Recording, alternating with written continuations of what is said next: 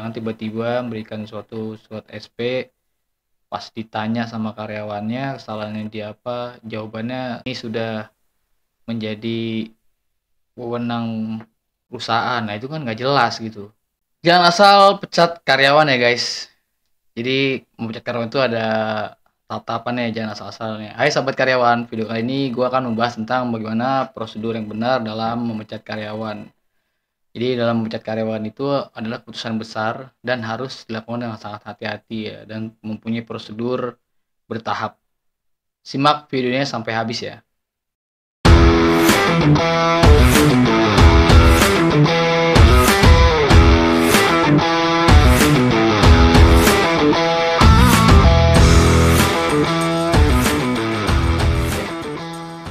Yang pertama itu pastikan semua dokumentasi terkait kinerja dan perilaku karyawan sudah lengkap.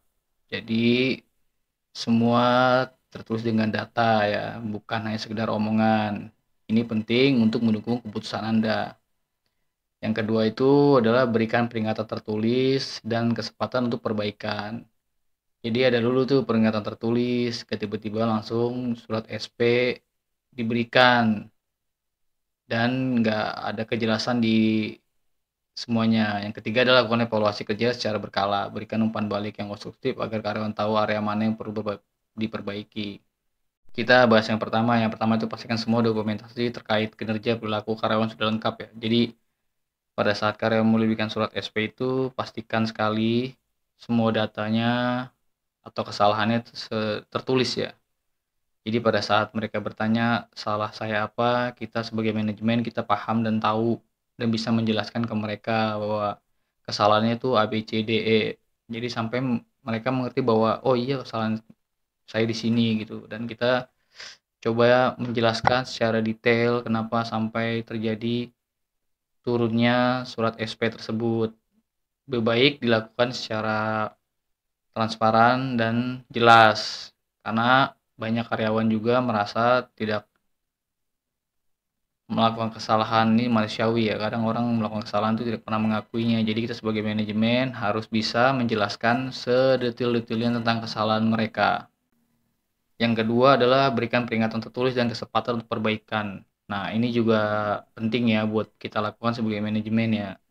Jadi berikanlah peringatan tertulis dan berikan juga dia kesempatan-kesempatan agar memperbaiki kesalahan-kesalahan yang pernah terjadi. Dan selama dia memperbaiki, kita pantau apakah karyawan tersebut mengulanginya lagi atau tidak. Nah, jadi itu penting juga gitu. Jadi dia punya tertulis juga, lisan juga, ada tertulis juga. Jadi dia lebih mengerti tentang apa yang harus diperbaiki dan saat ini sedang dipantau secara ketat oleh pihak manajemen. Dan juga berikan peringatan yang harus jelas dan spesifik. Misalnya contoh, pada saat lu melakukan kesalahan panggilan lisan ini, nanti jika masih terjadi kesalahan, manajemen akan memberikan surat peringatan pertama untuk kamu misalnya gitu. Jadi harus jelas dan spesifik ya apa kesalahannya dan nanti apa yang akan bakal terjadi setelah panggilan kedua. Yang ketiga itu lakukan evaluasi kinerja secara berkala ya, berikan umpan balik yang konstruktif agar karyawan tahu area mana perlu diperbaiki. Nah, juga penting ya. Jadi kita juga harus menjelaskan ke karyawan tersebut apa saja kesalahannya. Kita paparkan secara detail dan jelas biar karyawan tersebut mengerti dan sampai tidak terjadi praduga tak bersalah gitu. Karena mereka dipanggil dan diberikan surat SP karena telah melakukan kesalahan dalam prosedur kerja kah atau ada masalah-masalah lain. Jadi bisa langsung dijelaskan secara detail dan berikan juga umpan balik yang secara konstruktif agar karyawan tahu area mana yang perlu diperbaiki. Jadi kasih tahu salahnya mereka tuh di ini, jadi mereka bisa tahu oh ya saya memperbaikinya di arah ini. Jadi lebih jelas dan jelas sekali, jangan penuh dengan ambigu bahwa kalian salah tanpa menjelaskan kesalahan detailnya di mana. Yang keempat adalah konsultasikan ini dengan HR sebelum mengambil keputusan. Ini memastikan semua prosedur perusahaan dan hukum telah dijalani dengan benar. Jadi nggak bisa ya sepihak ya pada saat kita memberikan surat SP kepada karyawan itu, kita nggak bisa sepihak ya. Jadi benar-benar harus ada urutannya ya, seperti kita harus mengetahui memberikan pengajuan surat dulu ke HR, berikan HR untuk menilai gitu. Apakah ini masuk dalam kategori surat peringatan pertama atau hanya sekedar teguran dari kita gitu. Jadi kita menunggu feedback balik dari HR untuk menilai hasil dari analisa kita terhadap karyawan yang bermasalah ya. Jadi biar nggak sembarangan, karena bisa berakibat fatal juga pada saat kita memberikan surat SP itu tanpa adanya pengetahuan dari pihak-pihak yang berwenang ya, terutama legal. HR, legal juga itu harus tahu karena mereka bagian-bagian dari sebuah undang-undang yang ada di perusahaan. Jadi nggak sembarangan kita memberikan surat itu gitu pada karyawan. Yang kelima itu adalah berikan surat pemecatan yang menjelaskan alasan dan tanggal efektif pemecatan. Pastikan semua hak karyawan dipenuhi. Jadi gini, contohnya adalah pada saat memang harus turun surat pemecatan, jadi jelasin alasannya kenapa ya, seperti poin pertama ya kan, dan tanggal efektif pemecatan. Misal tanggal efektif pemecataannya untuk dia dikasih surat tanggal 15, efektif pemecatan tanggal 1 gitu. Itu jelas, dan pastikan juga hak-hak karyawan dipenuhi ya, seperti gaji yang belum ditunaikan atau insentif-insentif lain ya. Dan juga karyawan juga harus memberikan barang-barang yang dipinjam oleh karyawan, seperti barang-barang yang ada atribut perusahaan juga harus dikembalikan oleh ke perusahaan ya, karyawan jika mereka, contoh seperti seragam atau apalah alat-alat yang menjadi inventory perusahaan ya. Jadi kan manajemen juga berasal-asalan ya, tiba-tiba jangan pecat karyawan dan haknya tidak pernah ditunaikan tuh nggak boleh ya, itu zolim banget gitu. Jadi menurut gue lebih baiknya tunaikan juga seperti gaji, pakelaring atau apa yang belum tertunaikan, jadi harus lebih sama-sama adil dalam pemecatan ini gitu.